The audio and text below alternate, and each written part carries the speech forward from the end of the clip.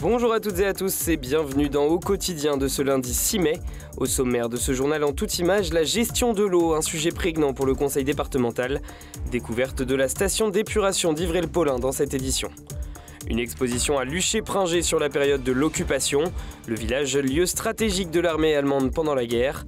Explications et témoignages dans ce journal. Et puis du sport avec l'espoir de play-off pour le MSB et la fin de toute ambition de montée pour le Mont FC. Comment préserver cette ressource vitale en milieu rural ?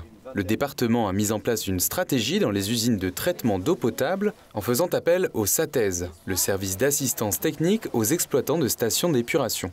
Leur but, mieux préserver cette ressource et sensibiliser les consommateurs. Il s'agit de réfléchir avec tous les différents acteurs de façon à préserver la ressource en eau du point de vue qualitatif mais aussi du point de vue quantitatif, puisque ici il s'agit de réfléchir à la sobriété des usages.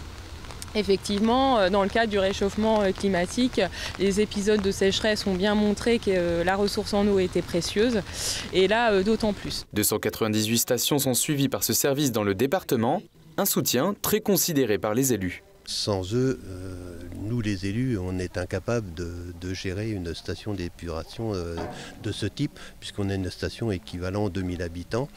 En plus, de SATES est là pour nous aider, alors techniquement, pour nous conseiller, faire les analyses et suivre notre prestataire, puisque c'est un prestataire qui s'occupe de notre station.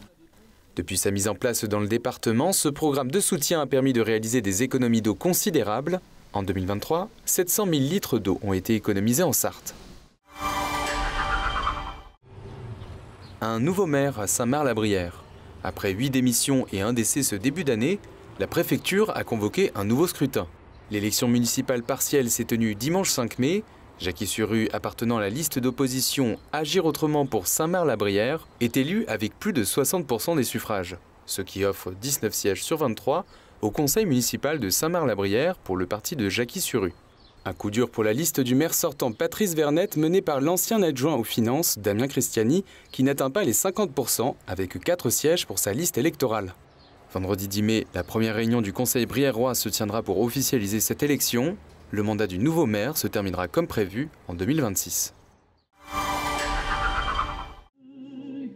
Ils sont une vingtaine à avoir mis sur pied cette exposition, témoignage d'un village sous l'occupation. Juillet 1940, les Allemands s'installent à Luché-Pringé, d'abord simple lieu de garnison. La commune devient quelques années plus tard un endroit stratégique. Les Allemands entreprennent de nombreux travaux dans le bourg afin d'accéder à des caves à quelques kilomètres destinées à assembler ou stocker les armes secrètes des nazis. Les Allemands ont imaginé à un certain moment entreposer des pièces de V1 et de V2. Ils ont fait des travaux gigantesques dans les caves.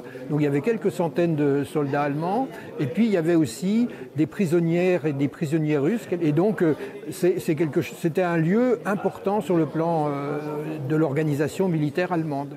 Dans le village, les allées et venues des soldats rythment la vie des habitants comme Lucienne. Le garage de ses parents est réquisitionné. Il y avait un transport entre la gare de Luché jusqu'au cave. Il y avait presque plus de 5 ou 6 kilomètres. Les voitures, à l'époque, elles étaient plus souvent en panne. Il y avait un tas de réparations à faire. C'est ces soldats-là qui faisaient toutes les réparations. Dans le même temps, certains entrent dans la résistance, comme Jean Maurice, 18 ans à l'époque, 100 ans aujourd'hui. Il est carrier. Et les Allemands occupent la carrière pour faire du tir, etc. D'ailleurs, lui se rebiffe. Il y a un Allemand qui lui lance un bâton. Il prend le bâton pour lui relancer. Enfin, il était assez sanguin. Et il est remarqué et rentre dans la résistance. Et bon, ils font des entraînements, ils font là aussi des parachutages, etc. Et puis, il se trouve pris en 1943, emmené à Angers, Compiègne, Buchenwald, Dora. Et lui, par miracle, il survit, revient à la fin de la guerre, il pèse 33 kilos, la moitié de son poids de départ, et revit ici pendant quelques années avant de partir dans d'autres régions. Ses camarades, Armand Tuvache et Maxime Deséchos, meurent en déportation. La ville leur rendra hommage ce mercredi 8 mai, jour du 79e anniversaire de la victoire des Alliés sur l'Allemagne nazie. L'exposition sera pour l'occasion visible une dernière fois, salle Raymond Brossard.